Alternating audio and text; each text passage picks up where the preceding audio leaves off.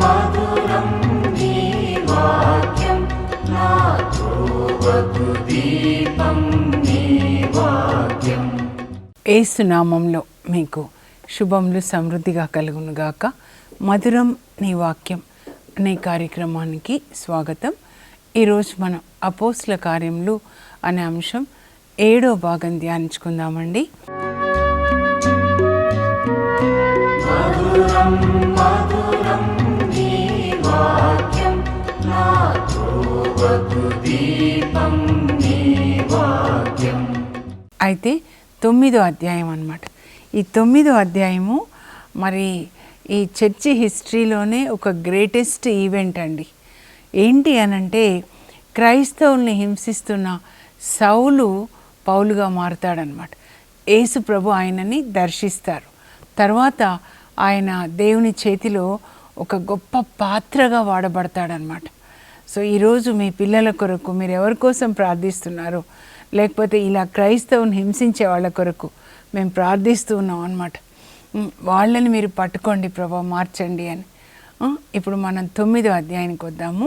ఇక్కడ ఏంటంటే మన 8వ అధ్యాయంలో కూడా చూసామండి, సౌలు క్రైస్తవుని ఎట్లా హింసిస్తున్నాడు యెరూషలేంలో. అంటే స్టీఫెన్ని చంపిస్తాడు, తర్వాత అనేక మందిని హింసిస్తూ ఒక్కొక్క ఇంట్లోనికి వచ్చి, యేసుప్రభు నమ్ముకున్న వాళ్ళ ఇంట్లోకి వచ్చి స్త్రీలు పురుషులని తేడా లేకుండా వాళ్ళని ఈడ్చుకుంటూ తీసుకొని వచ్చి చెరసాల్లో పెట్టి రాచి రంపాన్ని పెడుతున్నాడంట. ఇంకా ఎంతమందిని చంపించాడో తెలియదు అనమాట. అంత హింస పెడుతుంటే యెరూషలేంలో ఉన్న క్రైస్తవులు అందరూ దాదాపు 5,000 మంది కుటుంబాలు అనమాట యెరూషలేం విడిచిపెట్టేసి వాళ్ళు అక్కడి నుంచి యూదయ, సమరియా అలా వెళ్ళిపోతారనమాట. అయితే ఇంకా ఇలా క్రైస్తవుని హింసిస్తున్న సమయంలో క్రీస్తు శకం 37లో అండి, 36లో స్టీఫెన్ని చంపిస్తాడు. ఈయనే ప్లాన్ చేశారు అని. ఎందుకంటే క్రైస్తవుల్ని చంపించేది సౌలు అనమాట. ఇప్పుడు 37లో ఈయన క్రైస్తవుల్ని, యెరూషలేంలో ఉన్న క్రైస్తవుల్ని హింసిస్తున్నాడు కదా, వాళ్ళందరూ వెళ్ళిపోయారు విడిచిపెట్టి, అపోస్తలే ఉండిపోయినారనమాట. ఇప్పుడు ఏం చేస్తున్నాడంటే అక్కడి నుంచి ఆయన దమస్కు వెళ్తున్నాడండి, సిరియా రాజధాని అనమాట. అక్కడ ఉన్నటువంటి క్రైస్తవుల్ని బంధించి యెరూషలేం చెరసాల్లో పెట్టడానికి యెరూషలేంలో ఉన్న ప్రధాన అర్చకుల నుంచి పర్మిషన్ లెటర్స్ తీసుకుంటాడనమాట. పర్మిషన్ ఇవ్వండి అని అక్కడ ఉన్న వాళ్ళకి అనమాట, ప్రార్థనా మందిర అధికారులకి తెలుస్తుంది కదా ఎవరెవరు యూదులు క్రైస్తవులు అయ్యారు అని. ఆ లెటర్స్ తీసుకొని ప్రధాన అర్చకుల నుంచి ఆయన ఇంకా కొంతమంది తన అనుచరులతో కలిసి గుర్రం మీద వెళ్తూ ఉన్నాడండి. యెరూషలేం నుంచి బయలుదేరి దమస్కుకి అనమాట. ఇంకా దమస్క్ నగరం రాబోతూ ఉంది. అప్పుడు ఆకాశం నుండి అకస్మాత్తుగా ఒక గొప్ప వెలుగు సౌల్ని ఆవరిస్తుందండి. ఆ వెలుగు ఆయన మీద పడినప్పుడు ఆయన వెలుగుని తట్టుకోలేక గుర్రం మీద నుంచి కింద పడిపోతాడనమాట. కింద పడిపోయి ఏం అడుగుతాడంటే, ఎవరు ప్రభు మీరు, ప్రభు మీరెవరు? అప్పుడు యేసు ప్రభు మాట్లాడుతున్నాడండి. ఆ వెలుగు ఎవరు? లోకానికి వెలుగు యేసు ప్రభువే. చీకటిలో ఉన్న జనులు గొప్ప వెలుగును చూచిరి. ప్రభు మీరెవరు? సౌలు, నీవు హింసించుచున్న యేసును నేనే అని యేసు ప్రభు జవాబు చెప్తారండి. సౌలు ఎవరిని హింసిస్తున్నాడు? క్రైస్తవుని హింసిస్తున్నాడు. కానీ యేసు ప్రభు ఏమంటున్నారు? నీవు హింసిస్తున్న యేసును నేను సౌలు అని అంటాడనమాట. ఇక్కడ ప్రభు కొంతమందిని ప్రశ్నిస్తున్నారండి. ఎవరెవరు మీరు మీ భార్యల్ని హింసిస్తున్నారు, లేదా అత్తలు కోడళ్ళని? ఇప్పుడు ఆ టైం మారిపోయిందండి. కోడళ్ళు అత్తల్ని ఎవరు హింసిస్తున్నారు పని చేసే చోట? కానీ మిమ్మల్ని అడుగుతున్నారు, ఎలా హింసించదవు? ఎందుకు హింసిస్తున్నారు? మీ భార్యల్ని ఎందుకు హింసిస్తున్నారు? ప్రతి వ్యక్తిలో క్రీస్తు ఉన్నారు కదా. మీరు ఎవరిని హింసించినా, త్రాగి భార్యల్ని కొడితే, మీరు కొట్టేది భార్యని కాదు, లోపల ఉన్న యేసు ప్రభు. పెళ్లి రోజు అలాగే మీరు వాగ్దానం చేశారా? ఎంతమంది స్త్రీలు ఏడుస్తున్నారండి. కనుక నా ప్రార్థన ఏంటంటే అలాంటి సౌళ్ళని, భార్యల్ని హింసించే వాళ్ళని, ఈరోజు యేసు ప్రభు దర్శించుదురుగాక. కొంతమంది తల్లులను హింసించే కొడుకులండి, అత్తల్ని హింసించే కోడళ్ళు. ఈ మధ్య ఇప్పటి వరకు కోడళ్ళు ఫోన్లు చేసేవాళ్ళు, అత్తమ్మ ఇలా హింస పెడుతున్నారని. ఇప్పుడైతే వేరే దేశం, వేరే రాష్ట్రాల నుంచి కూడా అత్తలు ఫోన్ చేస్తున్నారు, ఇలా హింసిస్తున్నారు అక్క కోడళ్ళు అని. ఎట్లా మారిపోయింది కదా. 2 తిమోతి 3లో పౌలు చెప్తాడనమాట, అంత్య దినములలో అపాయకర సమయాలు వస్తాయి, బిడ్డలు తల్లిదండ్రుల్ని ధిక్కరిస్తారు, ఎదిరిస్తారు అని ఉంటుందన్నమాట. ఇంకా ప్రభు చెప్తారు ఎంతగా ఎదిరిస్తారంటే కొంతమంది తల్లిదండ్రుల్ని చంపించే అంత స్థితి. అది దేవుని ఆత్మ ఉన్నవాళ్ళు చేయవలసింది కాదండి, మనకి జరగకూడదు. అపాయకరమైన స్థితి మనకి జరగకూడదు. దేవుని ఆత్మని కలిగి ఉండి మనం తల్లిదండ్రుల్ని గౌరవిస్తే మనకి క్షేమం కలుగుతుంది. యవనస్తులైన పిల్లలకి చెప్తున్నాను, తల్లులు ఫోన్ చేసి అక్క నాకు ఎంత బాధనో ఎంత వేదనో, నా కొడుకు నాతో మాట్లాడాలి, నా కొడుకు మారాలి. అప్పుడు నేను చెప్పానమ్మా, ఒక్క నీ కొడుకు కొరకే ప్రార్థిస్తావా? అందరు కొడుకులు యేసుప్రభు పిల్లలే కదా. 70,000 మంది యవ్వనస్తుల్ని ఈరోజు యేసుప్రభు దర్శించునుగాక. ఒక గొప్ప వెలుగు వాళ్ళ చుట్టూ ఆవరించునుగాక. వాళ్ళు ఆ గుర్రం మీద నుంచి కింద పడిపోదురుగాక. అంటే గుర్రం మీద అంటే ఏ విషయంలో గర్వం కలిగి ఉన్నాడు. మరి తను ఈ యూద మతం మీద ఆయన ఆసక్తిని కలిగి ఉండి గర్వాన్ని కలిగి ఉన్నాడు అనమాట. స్పిరిచువల్ ప్రైడ్ అంటారు. నేను నమ్మిన విశ్వాసమే గొప్పది కనుక వేరే విశ్వాసంలో ఉన్న వాళ్ళని నేను హింసించాలి, చంపాలి, అలా ఉన్నాడనమాట. అప్పుడు ప్రభు ఆయనని గుర్రం మీద నుంచి కింద పడేస్తారండి. ఈరోజు మన పిల్లల్ని దర్శించాలి, భర్తల్ని దర్శించాలి. మీరు ఇంకా ఎవరి కొరకు ప్రార్థిస్తున్నారో, ఏ రాజకీయ నాయకులని యేసుప్రభు దర్శించాలి.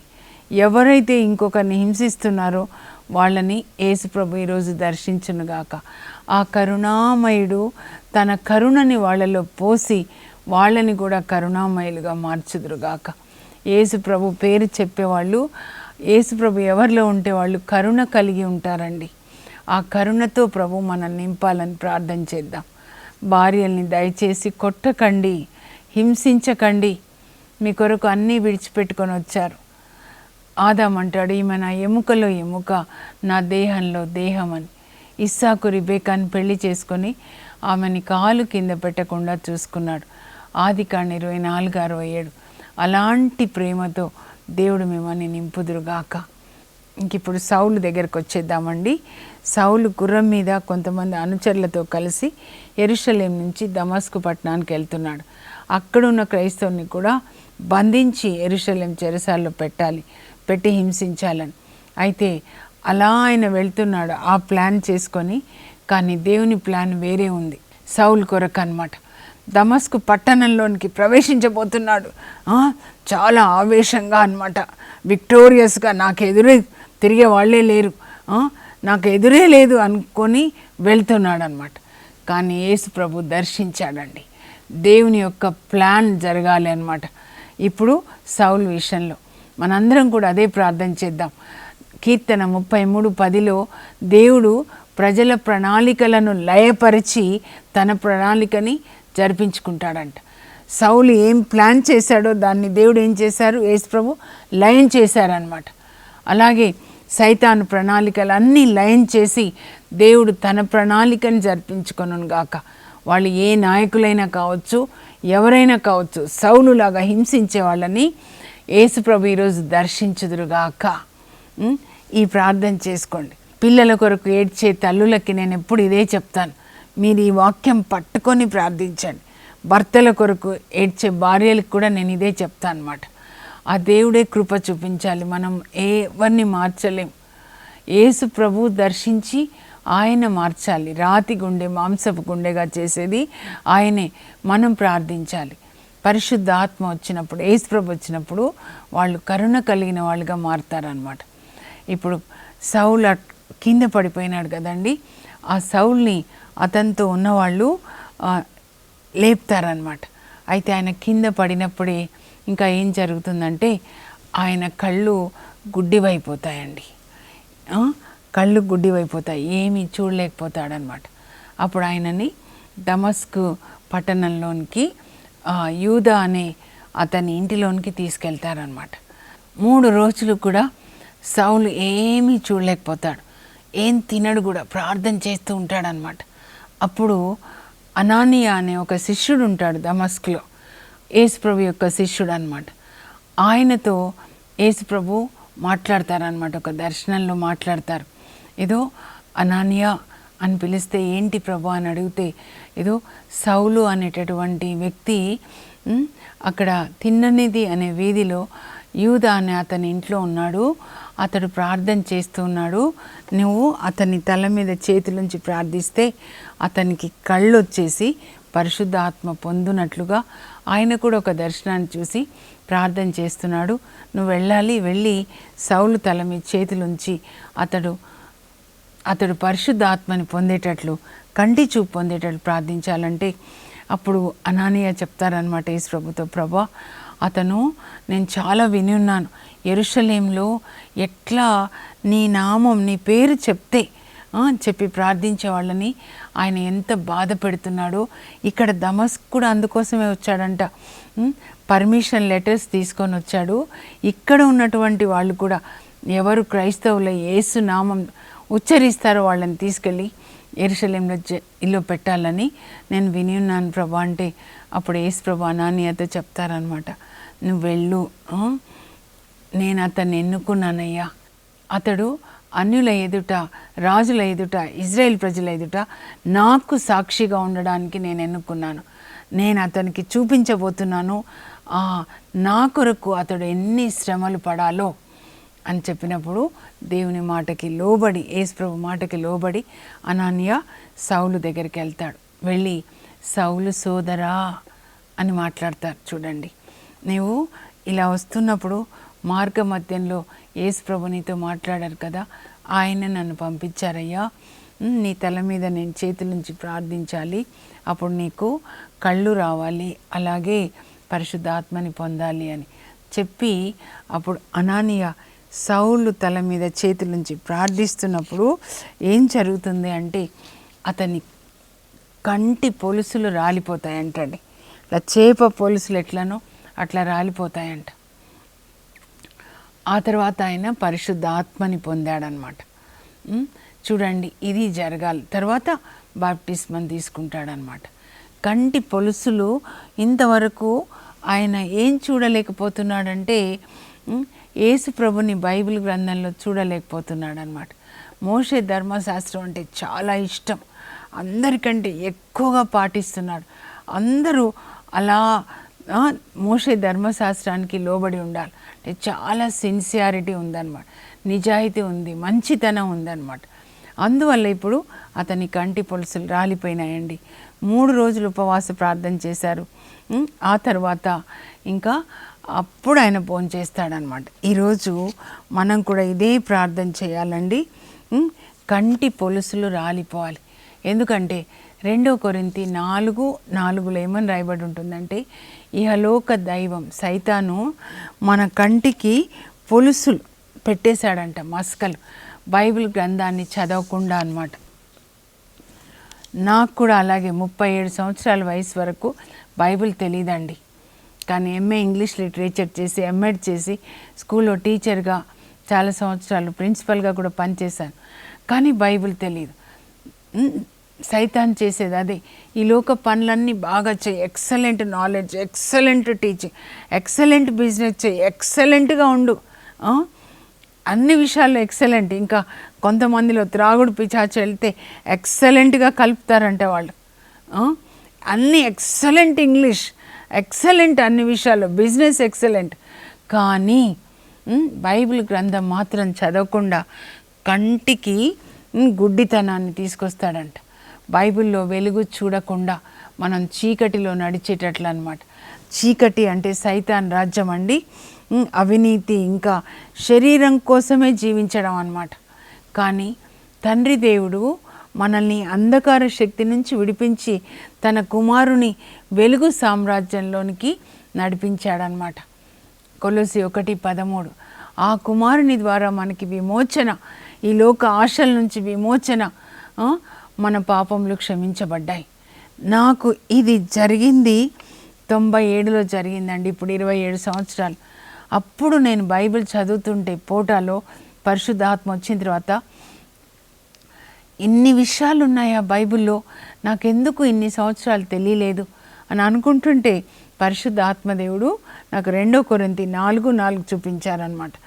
సైతాన్ చేసే పని ఏంటంటే, నువ్వు ఈ లోకంలో మంచి ఫంక్షన్స్, మంచిగా తిను, త్రాగు, ధరించు, దాన్ని కూడా అనుకుంటాడు, లోబివాడు అనుకుంటాడు, అబ్బా నాకు అంతా ఉంది, కానీ తర్వాత నరకానికి తీసుకెళ్తాడు.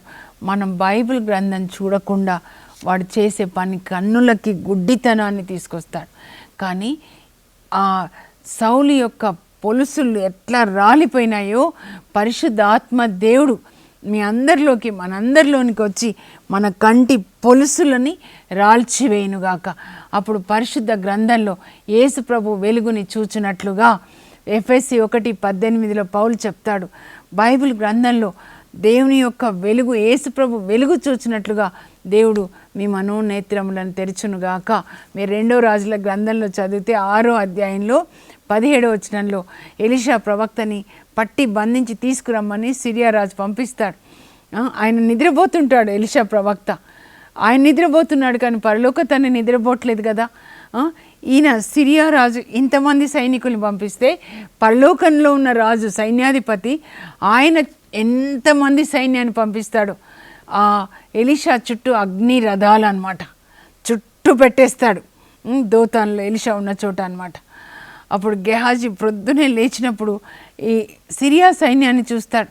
అమ్మో ఎంతమంది ఉన్నారు, మనల్ని పట్టుకోవడానికి వచ్చారంటే అప్పుడు ఎలీషా కూల్గా చెప్తాడు, వాళ్ళ వైపు ఉన్న వాళ్ళకంటే మన వైపు ఉన్న వాళ్ళే ఎక్కువ మంది, ఎవరున్నారు ఒక్కరు కూడా లేరంటే అప్పుడు ఎలీషా ప్రార్థిస్తాడు, ప్రభా ఈయన కన్నులు తెరువు అంటే గెహాజీ మనోనేత్రాలు తెరవబడినప్పుడు గెహాజీ ఏం చూస్తాడంటే ఆ దోతాన్లో ఆ చుట్టూ కూడా ఆ పట్టణం చుట్టూ అగ్ని రథాలు అన్నమాట, అగ్ని దేవదూతలు అగ్ని రథాలు, ఆ రథాలు ఆ దోతాను పట్టణం చుట్టూ ఉన్నాయి. అలాగే గెహాజీకి ఇంకా ఎట్లా కనబడతాయంటే ఎలీషా చుట్టూ అగ్ని రథాలు.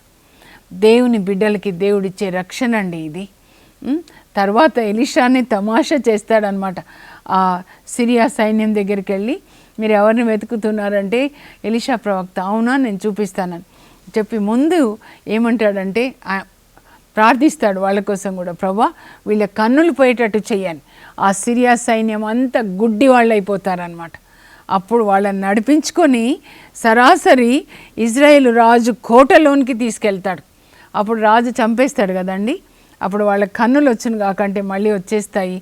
అప్పుడు రాజు ఇజ్రాయేల్ రాజు వీళ్ళని చంపేనంటే వద్దు వద్దు, యుద్ధంలో నువ్వు గెలిస్తే కూడా కత్తిని పట్టుకొని గెలిచిన చంపొద్దయ్యా, ఎవరిని చంపొద్దు, వాళ్ళకి భోజనం పెట్టి పంపించంటే పంపిస్తాడనమాట. మనం కూడా ఇలాగే దేవుడు మన ఆత్మ కన్నులు తెరవాలి. ఆ సైతాన్ రాజ్యానికి సంబంధించిన పిచాచులు ఉన్నాయా, త్రాగుడు పిచాచి, క్రికెట్ పిచాచులు, తిండిపోతు పిచాచులు, ధనాశ, అసూయ, వాటికి కళ్ళు పోవునుగాక, అవి గుడ్డివైపోవునుగాక, వాటి సైతాన్ రాజ్యం అంతఃకలహానికి గురై కూలిపోవునుగాక. అట్లా మనం దేవుని యొక్క వాక్యం ఎలీషా ఎట్లా వాడాడో అలా వాడాలండి.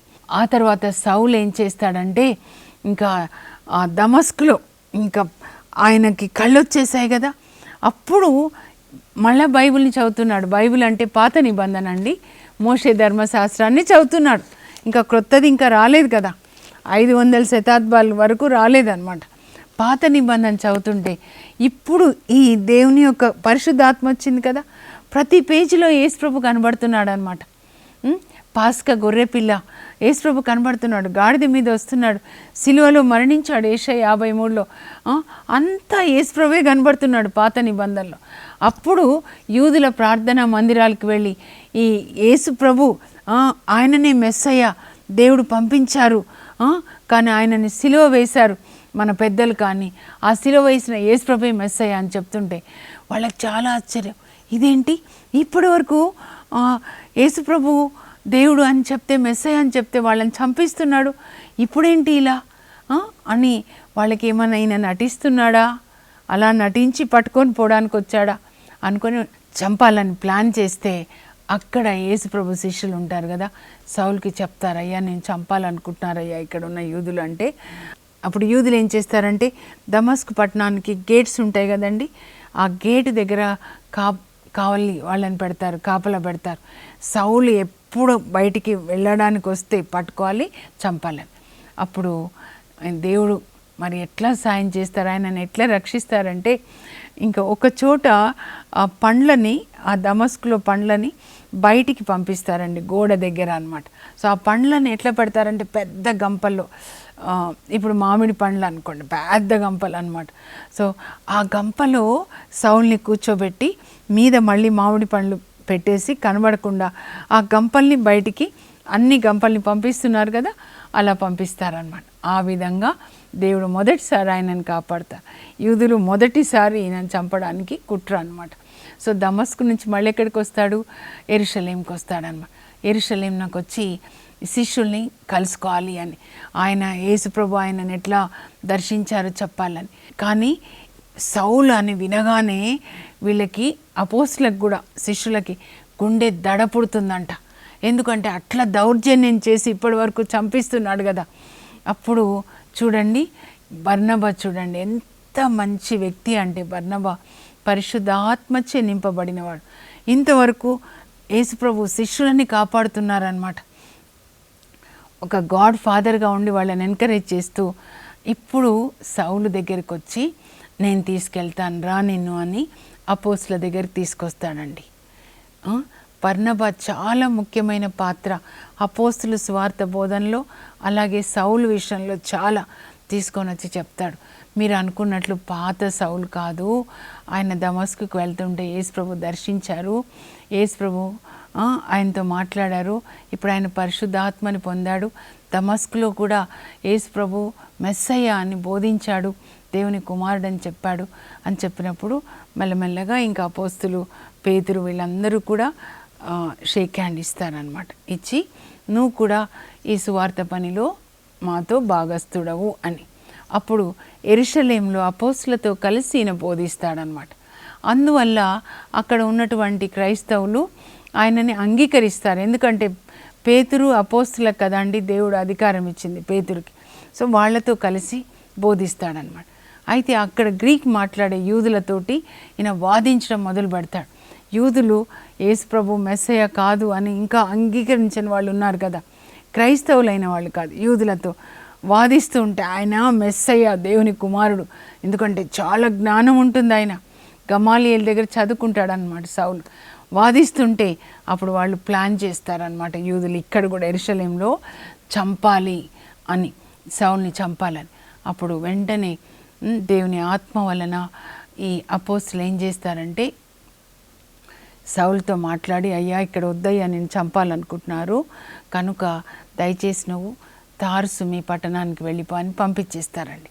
పంపించేసిన తర్వాత అక్కడ ఈ ఇజ్రాయెల్ దేశంలో మరి కింద యూదయాలో, సమరియలో, గలిలియా అంతటా కూడా క్రీస్తు సంఘాల్లో శాంతి వచ్చేసిందంట సౌలు వెళ్ళిపోయిన తర్వాత.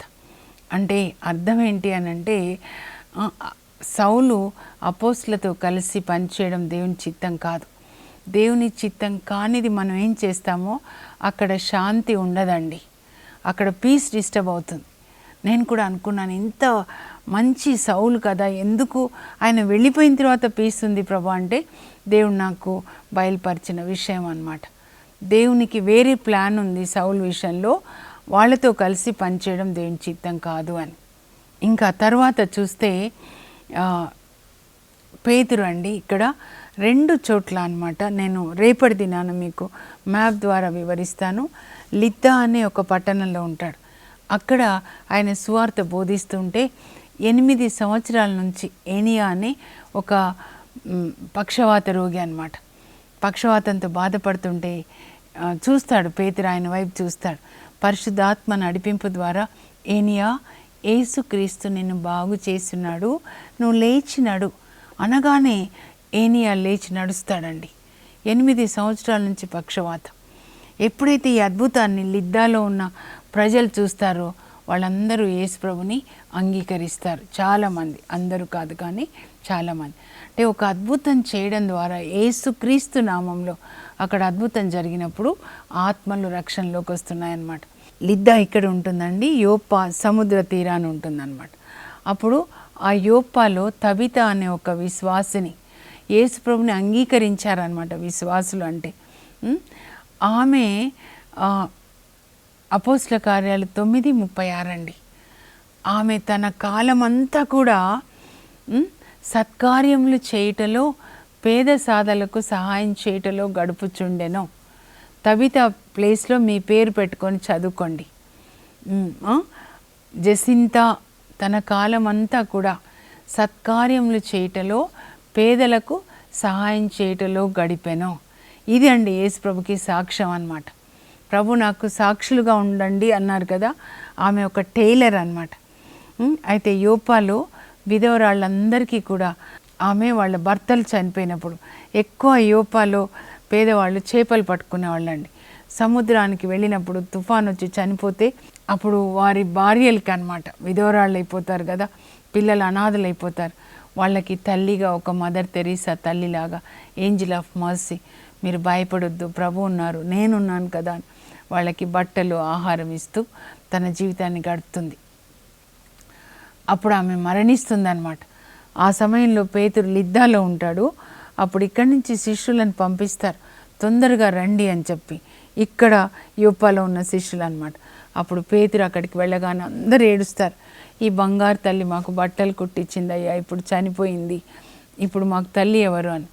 అప్పుడు పేతురు మోకరించి ప్రార్థిస్తాడు. ఆమె మృతదేహం ఉంచిన చోట ప్రార్థించి తబిత లెమ్ము అనగానే ఆమె లేచి కూర్చుంటుందండి. అప్పుడు కింద ఉన్న వాళ్ళందరినీ పిలుస్తాడు, ఇదిగో మీ బంగారు తల్లి చూడండి, దేవుడు బ్రతికించారు, యేసుప్రభు బ్రతికించారు, మీకు తల్లి కావాలి కదా అని. అప్పుడు మరణించిన తబిత లేచింది అనగానే యోప్పాలో అనేక మంది యేసుప్రభుని అంగీకరిస్తారండి. అది మనం నేర్చుకోవాలి. అక్కడ సౌలుని పట్టుకున్నారు, ఇక్కడ తబితాని బ్రతికించారనమాట. మనం కూడా తబితాలాగా యేసుప్రభు నమ్ముకున్న తర్వాత బర్నబా చూస్తే ఆ అపోస్తులకు ఒక గాడ్ ఫాదర్ లాగా ఉంటున్నాడు. మరి తబిత చూస్తే ఆమె ఉన్నటువంటి ఆ పట్టణంలో విధవరాళ్ళకి ఒక తల్లిలాగా ఉందన్నమాట. ఆమె దగ్గర ఏముంది, ఒక సూది దారమే అంతే, బట్టలు కుట్టిస్తుంది. ఆమె వేసుకుందయ్యా ఇన్ని చీరలు అని చెప్పట్లేదు, కానీ విధవరాళ్ళకి ఇచ్చిన చీరలు మాత్రమే దేవుని దగ్గర లెక్కకు వస్తాయన్నమాట. పేదవాళ్ళకి పెట్టిన అన్నము, వాళ్ళకి ఇచ్చిన బట్టలు పరలోకంలో మన బ్యాంక్ అకౌంట్, మనం వేసుకున్నవి కాదనమాట. కనుక ఆమెను ఆదర్శంగా తీసుకుందాం, ప్రార్థన చేసుకుందాం. పరలోకపు మా తండ్రి, మీ పరిశుద్ధ నామమునకు స్తోత్రం కలుగును గాక. ప్రభా, సౌల్ని దర్శించినట్లుగా మా పిల్లల్ని దర్శించండి. ఈరోజు 70,000 మంది యవనస్తుల్ని దర్శించండి ప్రభా. గుర్రం మీద నుంచి పడేసేయండి ప్రభా. వాళ్ళ కంటి పొలుసులు రాలిపోను గాక. వాళ్ళు సౌలుని పౌలుగా మార్చి ఎలా మీ చేతిలో మంచి పాత్రగా వాడుకున్నారో మా పిల్లల్ని వాడుకొనండి. భార్యల్ని హింసించే భర్తల్ని దర్శించి ప్రేమ కలిగిన భర్తలుగా మార్చండి ప్రభా.